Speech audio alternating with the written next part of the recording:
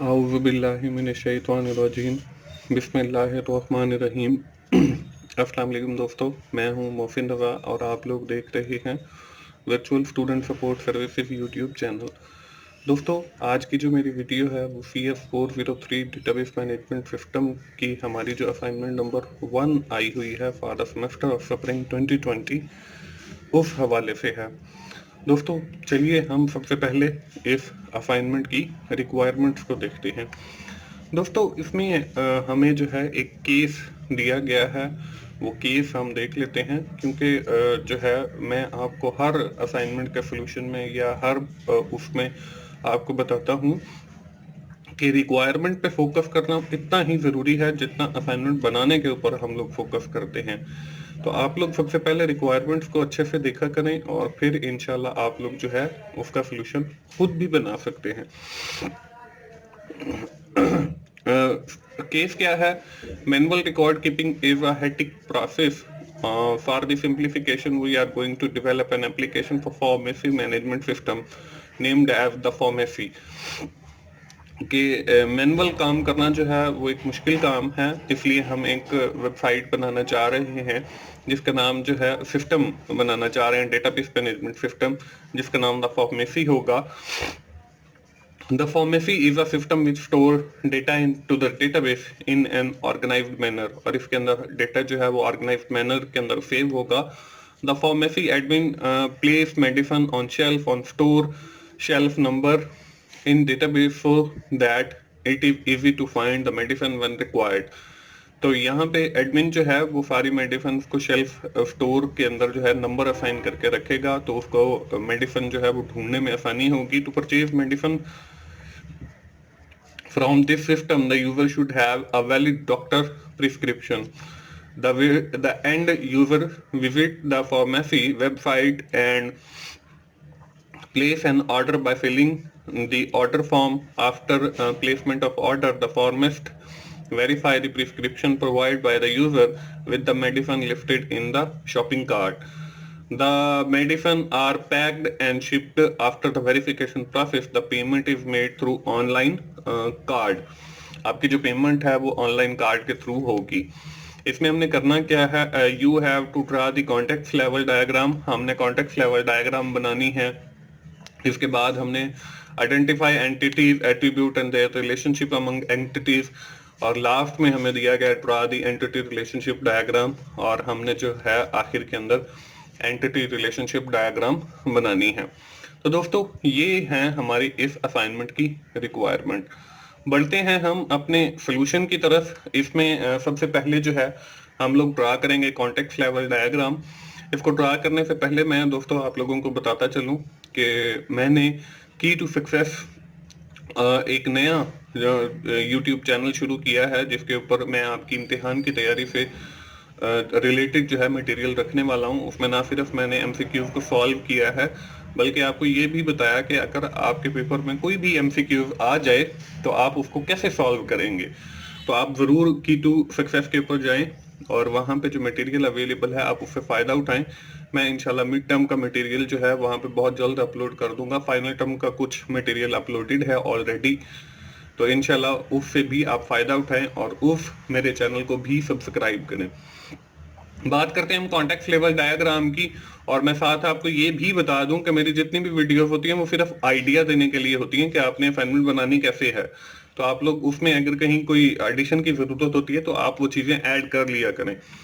Context level diagram बनाने के लिए दोस्तों दरमियान में आपको नजर आ रहा है डेटाबेस मैनेजमेंट सिस्टम, जो कि द फार्मेसी के नाम से हमारा होगा। अब इस डेटाबेस मैनेजमेंट सिस्टम के साथ हमारी मुख्तलिफ एंटिटीज जो हैं वो कनेक्टेड होंगी। उसमें हमारी पहली एंटिटी एडमिन की है, दूसरी एंटिटी हमारे पास यूजर की है जो एंड यूजर होगा, तीसरी हमारे पास डॉक्टर की है, और चौथी जो है वो मैनेजर की है। अब देखें, इन सब ने डेटाबेस के साथ इंटरेक्ट करना है, मुख्तलिफ चीज़ों होंगी।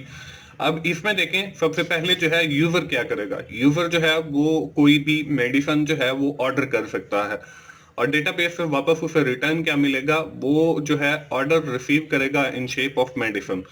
इसके बाद हमारे पास दूसरा जो एक्टर है या एंटिटी है वो डॉक्टर की है, तो डॉक्टर जो है वो मेडिसिन को चेक करेगा जो यूजर की आई हैं और प्रिस्क्रिप्शन देगा उनको, ताकि वो जो है मेडिसिन ले सकें।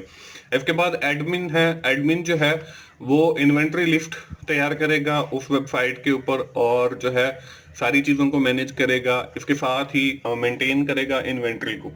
मैनेजर क्या करेगा, मैनेजर जो है उस वेबसाइट का वो चेक करेगा मेडिसिन को, अगर दस्तयाब है मेडिसिन और प्रिस्क्रिप्शन के साथ मैच करेगा और फिर उन्हें जो है अपडेट कर देगा स्टॉक में, यानी डिस्पैच कर देगा क्लाइंट को। तो इस तरीके से आपकी ये कॉन्टेक्स्ट लेवल डायग्राम बन जाएगी। तो मैंने आपको आइडिया दे दिया है, इसमें और चीज़ें भी ऐड होनी हैं, वो आप लोग खुद से भी ऐड कर सकते हो। इसके बाद दूसरे नंबर पे जो था वो हमारा था एंटिटी और एट्रीब्यूट्स के हवाले से हम लोगों ने बताना था। तो दोस्तों मैं आपको बताता चलूं, 24/7 टीचर्स ऑनलाइन भी मेरा एक यूट्यूब चैनल है जिसके ऊपर मैंने अपने रिकॉर्डेड लेक्चर रखे हैं, जिसमें ऑलमोस्ट 15 सब्जेक्ट्स हैं। उसमें आपके सीएस के सब्जेक्ट भी शामिल हैं। तो आप लोग 24/7 टीचर्स ऑनलाइन पे जाएं और वहाँ पे जो लेक्चर्स अवेलेबल हैं मेरे अपने रिकॉर्डेड हैं। आपके जो मुश्किल सब्जेक्ट हैं जैसे असेंबली है, डेटा कम्युनिकेशन है, आपका प्रोग्रामिंग है और बहुत सारे वहाँ पे मौजूद हैं। तो आप लोग उन लेक्चर से भी जरूर फायदा उठाएं और फायदा उठाते हुए साथ ही मेरा चैनल सब्सक्राइब भी करें। दोस्तों अब बारी आती है हमारी दूसरी रिक्वायरमेंट की, जिसके अंदर हमने एंटिटीज के बारे में बताना है और एट्रीब्यूट्स के। एंटिटीज जो हैं वो वही हैं, एडमिन है, आपके पास कस्टमर है, आपके पास डॉक्टर है और आपके पास मैनेजर है। अब हमने इनके एट्रीब्यूट्स बताने हैं, तो हम सबसे पहले एडमिन को देख लेते हैं। एडमिन का जो है कोई ना कोई आईडी होगा, ठीक है, एडमिन का कोई ना कोई नेम होगा, एडमिन का कोई ना कोई पासवर्ड होगा टू एंटर द सिस्टम। इसके बाद दूसरी जो हमारी एंटिटी है वो कस्टमर है। कस्टमर का भी कोई ना कोई आईडी होगा, कस्टमर का कोई ना कोई नाम होगा, इसी तरह कस्टमर का जो है वो पासवर्ड भी होगा।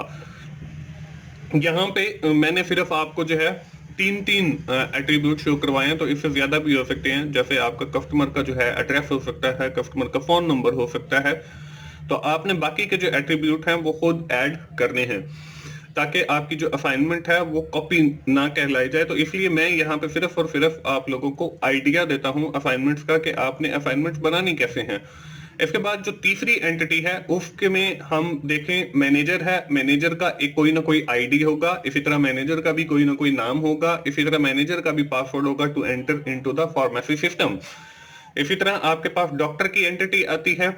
अब डॉक्टर की एंटिटी के अंदर भी हमारे पास डॉक्टर का कोई ना कोई आईडी होगा, डॉक्टर का कोई ना कोई नेम होगा और डॉक्टर का कोई ना कोई पासवर्ड होगा।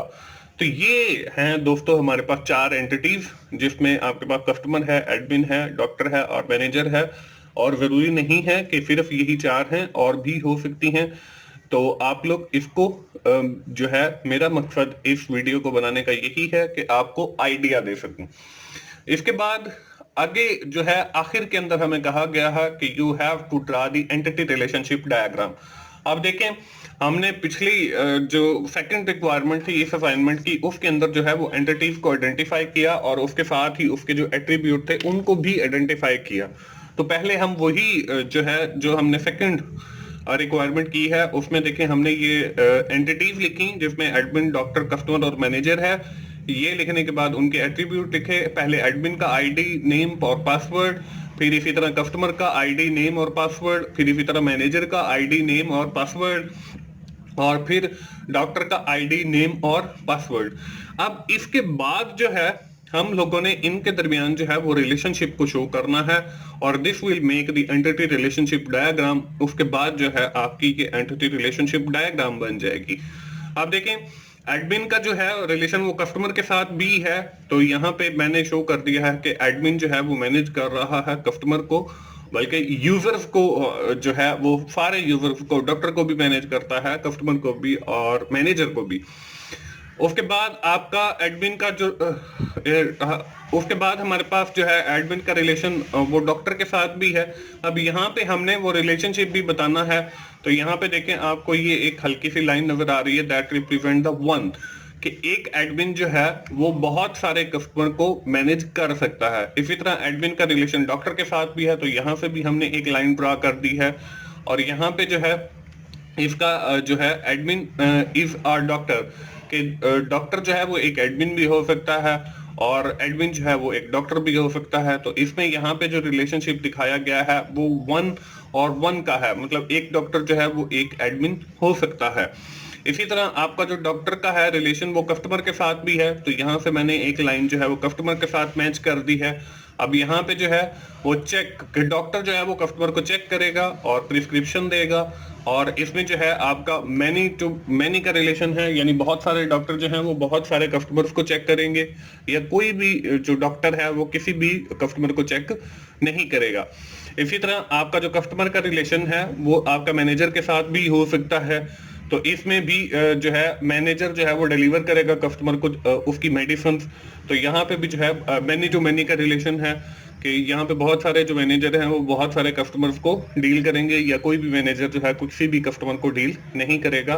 तो ये इस तरीके से आपकी एक दोस्तों जो डायग्राम बनेगी उसको हम एंटिटी रिलेशनशिप डायग्राम कहते हैं। दोस्तों ये थी हमारी असाइनमेंट। मुझे उम्मीद है आपको CF 403 assignment database management system की बनाने का आइडिया मिल गया होगा। तो इसको आप देखते हुए अपनी असाइनमेंट बनाएं। दोस्तों मैं आज की वीडियो यहीं पे ख़त्म करता हूं और आखिर में आप लोगों को फिर कहूँगा कि आप 24/7 टीचर्स ऑनलाइन पे जाइए और वहाँ पे जो मेरे लेक्चर्स अवेलेबल हैं आप उनसे ज़रूर फ़ायदा उठाएं और इंशाल्लाह आपको उनसे समझ भी आएगी। दोस्तों मिलते हैं अगली किसी असाइनमेंट सोल्यूशन के साथ या GDB सोल्यूशन के साथ। उस वक्त तक के लिए मुझे इजाज़त दीजिए। थैंक यू वेरी मच दोस्तों। अल्लाह हाफिज़।